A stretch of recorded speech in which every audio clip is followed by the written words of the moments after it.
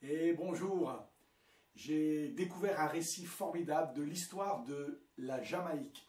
Ça s'est passé en 1838 et je pense que dans tous les livres d'histoire en Jamaïque, on se souvient de cette date qui a changé la vie de milliers et de milliers d'esclaves. Ça s'est passé justement 1838, le 31 juillet à minuit, juste avant de basculer au 1er août.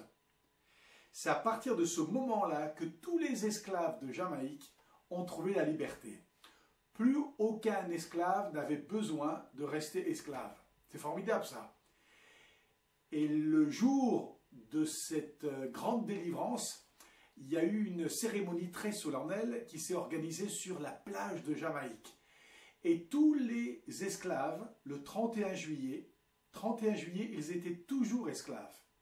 Mais ils savaient que dans quelques heures, enfin, ils seraient libres. Et ils sont arrivés sur cette plage pour cette grande cérémonie.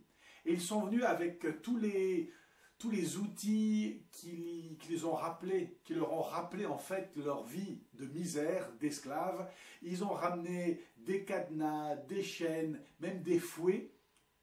Et là, réunis sur la plage, ils ont déposé dans un grand cercueil, un cercueil géant qui avait été fabriqué pour l'occasion, ils ont déposé tout ce qui leur a rappelé leur ancienne vie. Et ils ont mis tout ça dans un grand cercueil.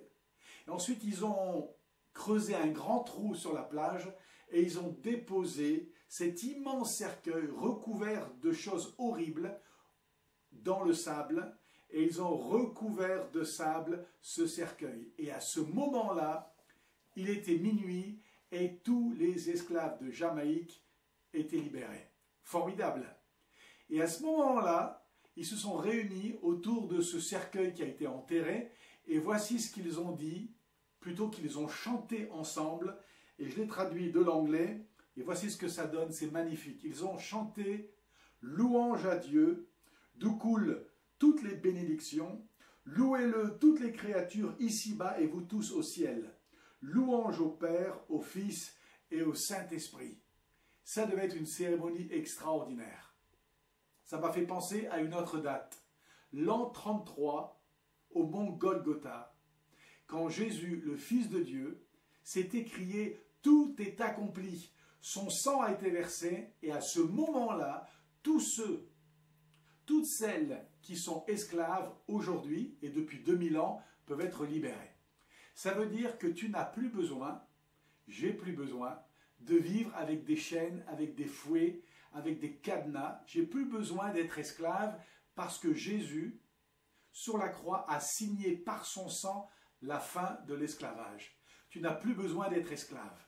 Tu peux commencer une vie de disciple en venant, pas à la plage, mais en venant au calvaire et en déposant au pied de la croix, justement, tes chaînes, tes fardeaux, les chaînes du péché et du passé qui t'ont tenu esclave pendant si longtemps.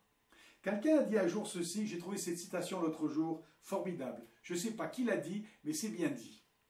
Nous ne sommes pas responsables d'être nés dans le péché, mais nous sommes responsables si nous refusons le remède de Dieu. Le plus grand des péchés, alors ça c'est intéressant, le plus grand des péchés est de refuser la délivrance du péché offerte à tous. La pire chose qu'on puisse faire, c'est de refuser le cadeau que Dieu nous fait d'être délivré de l'esclavage. J'aime ce verset, et voici le verset que j'aimerais déposer avec toi aujourd'hui. C'est le tout premier verset du chapitre 5 de Paul aux Galates. C'est pour la liberté que Christ nous a affranchis. Tenez donc ferme dans cette liberté et ne vous placez pas de nouveau sous la contrainte d'un esclavage. Tu peux tout déposer aujourd'hui à la croix. Maintenant, tu pries, tu dis « Seigneur, ces chaînes du passé, j'en veux plus. Je dépose à la croix tous mes péchés, toutes mes chaînes, tous mes cadenas. Et je crois qu'en l'an 33, sur la croix, Jésus, Fils de Dieu, tu as payé ma dette pour que je quitte l'esclavage et que je rentre dans la liberté. Je crois que tu es mort pour moi, que tu es ressuscité 3 jours plus tard pour moi et qu'aujourd'hui, je suis libre. Jésus t'invite à une vie de liberté. Ne retourne surtout pas à la plage, va pas ouvrir le vieux cercueil. Tout a été enterré une fois pour toutes par Jésus.